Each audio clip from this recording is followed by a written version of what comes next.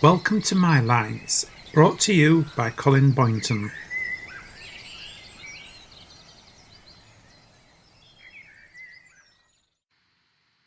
Welcome to the latest episode of my poetry podcasts, the place where I share my world of words. Recently, I was on a visit to the historic city of York. While there, we spent much time participating in our favourite pastime, people watching. While doing this, you can almost hear the sounds of history echoing all around you, which inspired me to write this first piece this week called Steps in Time.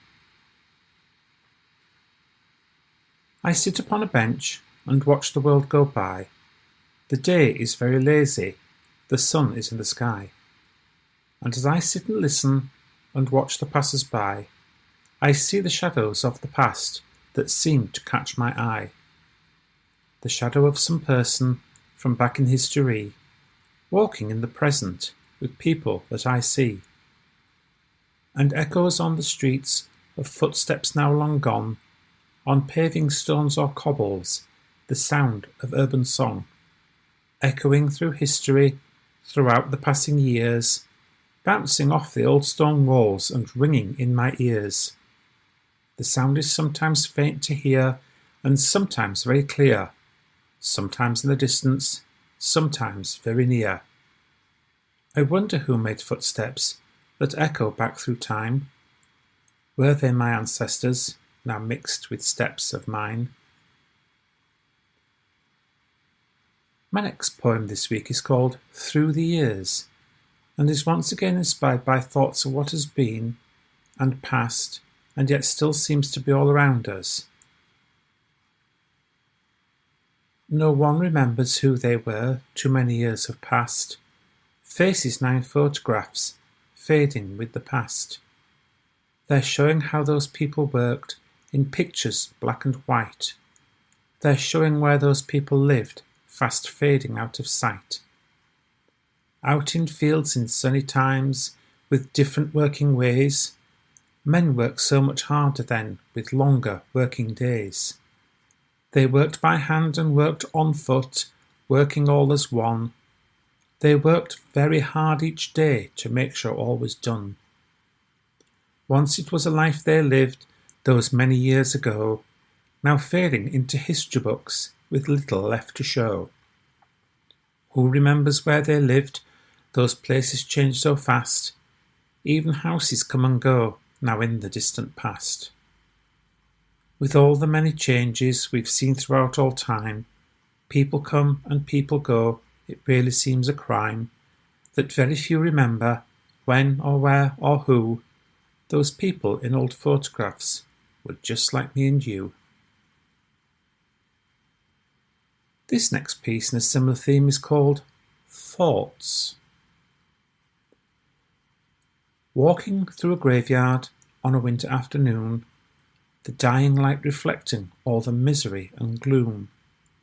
A layer of snow is hiding all the footsteps out of sight, and all too soon the world will be hidden by the night. Reading names and sentiments from ages now long gone makes us stop to think about the things that's yet to come. A fleeting shadow from the past, a fading memory of people, places that you knew, or things that used to be. And as you leave and close the gate and leave those thoughts behind, hidden in the cemetery, buried in your mind. Staying with the same theme, the next piece I have chosen is called Voice of the Heart.